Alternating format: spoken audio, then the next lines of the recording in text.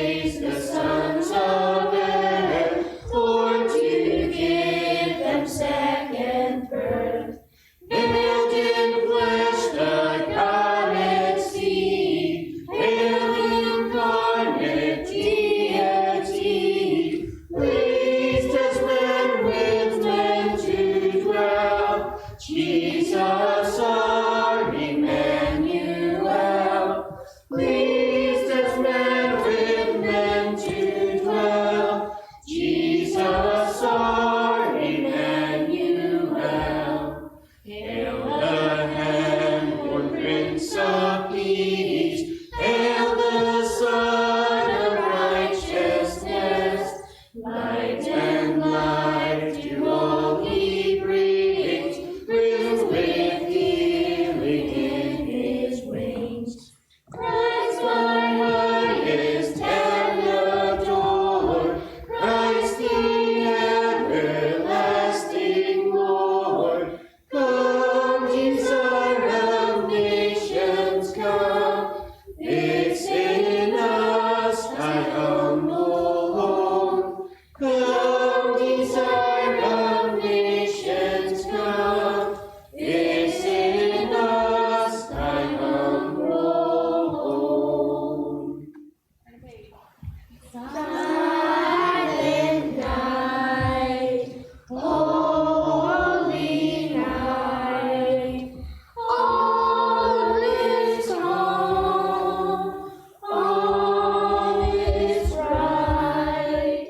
Round yon virgin, mother and child, holy infant, so tender and mild, sleep in heavenly peace, sleep in heavenly peace. Silent night, holy night, shepherds wake at the sight, glory stream from heaven afar, heavenly hosts sing Alleluia. Christ the Savior is born. Christ the Savior is born. Silent night, holy night, Son of God, lost your light, radiant beams from thy holy face. With the dawn of redeeming grace, Jesus, Lord at thy birth, Jesus, Lord at thy birth. Silent night, holy night, all is calm, all is bright. Round yon virgin, mother and child, holy infant, so tender and mild, sleep in heavenly peace, sleep in heavenly peace.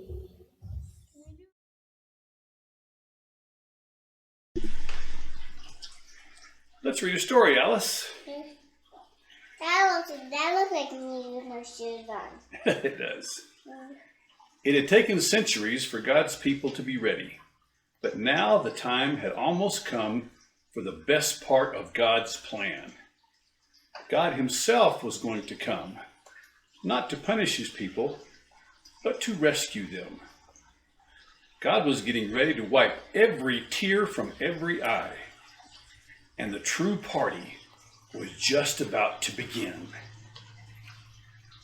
He's here. Everything was ready. The moment God had been waiting for was here at last. God was coming to help his people, just as he promised in the beginning. But how would he come? What would he be like? What would he do? Mountains would have bowed down, seas would have roared, trees would have clapped their hands. But the earth held its breath. As silent snow falling, he came in. And when no one was looking in the darkness, he came. There was a young girl who was engaged to a man named Joseph. Joseph was the great-great-great-great-great-grandson of King David. He doesn't have that skin. He has this kind of skin. Yep. One morning, this girl was minding her own business when suddenly a great warrior of light appeared right there in her bedroom. He was... What in the bedroom? See, the angel was in her bedroom. He was Gabriel, and he was an angel, a special messenger from heaven. When she saw the tall, shining man standing there, Mary was frightened. "You don't need to be scared," Gabriel said. "God is very happy with you." Mary looked around to see if perhaps she was talking to someone else. "Mary," Gabriel said, and he laughed with such gladness that Mary's eyes filled with sudden tears. "Mary, you're going to have a baby, a little boy. You will call him Jesus. He is God's own son. He's the one. He's the rescuer.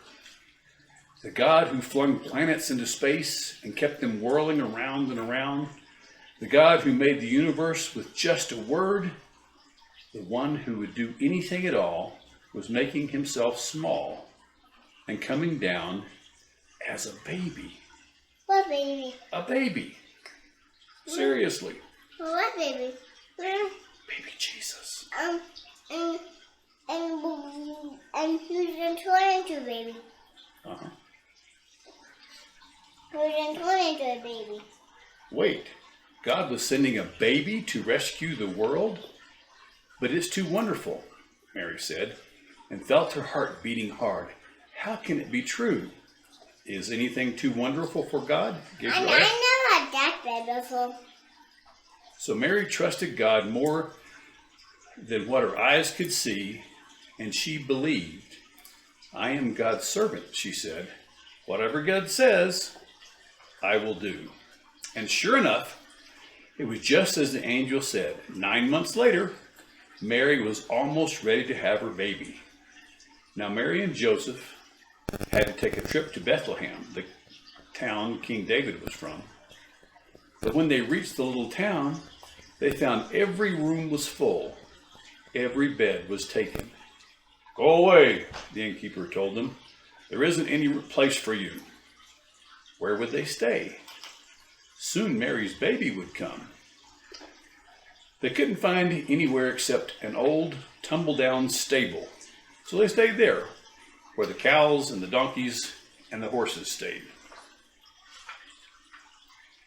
And there in the stable, amongst the chickens and the donkeys and the cows, in the quiet of the night, God gave the world his wonderful gift. The baby that would change the world was born, his baby son. Mary and Joseph wrapped him up to keep him warm. They made a soft bed of straw and used the animal's feeding trough as his cradle. And they gazed in wonder at God's great gift, wrapped in swaddling clothes and lying in a manger. Mary and Joseph named him Jesus, Emmanuel, which means God has come to live with us, because of course he had. That same night, in amongst the other stars, suddenly a bright new star appeared. Of all the stars in the dark vaulted heavens, this one shone clearer. It blazed in the night and made the other stars look pale beside it. God put it there when his baby son was born to be like a spotlight shining on him, lightening up the darkness, showing people the way to him. For you see, God was like a new daddy. He couldn't keep the good news to himself. He'd been waiting all these long years for this moment, and now he wanted to tell everyone. So he pulled out all the stops. He sent an angel to tell Mary the good news. He put a special star in the sky to show where his son was. And now he was going to send a big choir of angels to sing his happy song to the world. He's here, he's here. Go and see him, my little boy. Now, where would you send your splendid choir? To a big concert hall, maybe? Or a palace, perhaps? God sent his to a little hillside outside a little town in the middle of the night. He sent all those angels to sing for a raggedy old bunch of shepherds watching their sheep outside Bethlehem. In those days, remember, people used to laugh at the shepherds and say they were smelly and call them other rude names, which I can't possibly mention here. You see, people thought shepherds were nobodies, just scruffy old riffraff. But God must have thought shepherds were very important indeed, because they're the ones he chose to tell the good news to first. Where are the shepherds? See the shepherds there? They're laying beside this, and there's their smelly sheep. And they are shepherds? They're shepherds, yeah. That night, some shepherds were out in the open fields warming themselves by a campfire when suddenly the sheep darted. They were frightened by something. The olive trees rustled. What was that? A bear? Ooh. They turned around. Standing in front of them was a huge warrior of light, blazing in the darkness. Don't be afraid of me, the bright shining angel said. I haven't come to hurt you. I've come to bring you happy news for everyone everywhere.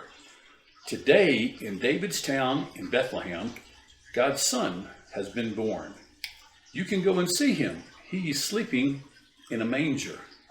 And behind the angel, well, there was a strange glowing cloud, except it wasn't a cloud. It was angels, troops and troops of angels, armed with light. And they were singing a beautiful song. Glory to God.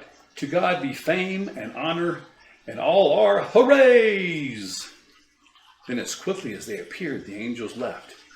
And the shepherds stamped out their fire, left their sheep, raced down the grassy hill, through the gates of Bethlehem, down the narrow cobble streets, through a courtyard, down some steps, past an inn, around a corner, through a hedge, until at last they reached a tumble-down stable. They caught their breath. Then quietly, they tiptoed inside. They knelt on the dirt floor. They had heard about this promised child. That's baby Jesus. That's Mary. Where's her mommy? That's mommy. That's Mary and Joseph, and that's baby Jesus. Oh, and where are the kids? Well, there's just baby Jesus there. They knelt on the dirt floor. Where are the homes? They knelt on the dirt floor. They had heard about this promised child, and now he was here, heaven's son, the maker of the stars, a baby sleeping in his mother's arms. This baby would be like that bright star shining in the sky that night, a light to light up the whole world, chasing away darkness, helping people to see. And the darker the night got, the brighter the star would shine. Far away in the east, 3 clever men saw the very same star, the star that God had put in the sky when Jesus was born. They knew it was a sign. A baby king had been born. They had been waiting for this star. They knew it would come. He's here, they shouted. He's here. And I'm sure if you'd been there, you would have heard them laughing and dancing and singing until the sun came up. At dawn, they packed up their camels and wrapped up gifts for the baby. They brought their most precious treasures of all, frankincense, gold. Who wrapped them up? the three wise men wrapped up their presents: frankincense, gold, and myrrh, special, sparkly, lovely smelling, gleaming things just right for a king. And the three wise men, actually, if you'd met them, you'd have thought they were kings because they were so rich and clever and important looking. They set off. They rode their camels across the deserts, up steep, steep mountains, down into deep, deep valleys. What's wrong with him? See, that one's right behind this tree, isn't he? Through raging rivers, over grassy plains, night and day and day and night. For hours they turned into days, that turned into weeks, that turned into months and months, until at last they reached Jerusalem. Jerusalem was by far the most important city for miles around. And as anyone can tell you, that's where a place would be where kings are born, in palaces. So that's where they went. But they were in for a surprise. They went in to see King Herod. Surely he'd know where the baby was, but he didn't. In fact, he didn't like the sound of a new king. It made him mad. He didn't want anyone to be king except himself. Herod's advisors told the three wise men what was written in their books, what God had said about the baby king. Go to Bethlehem, that's where you'll find him.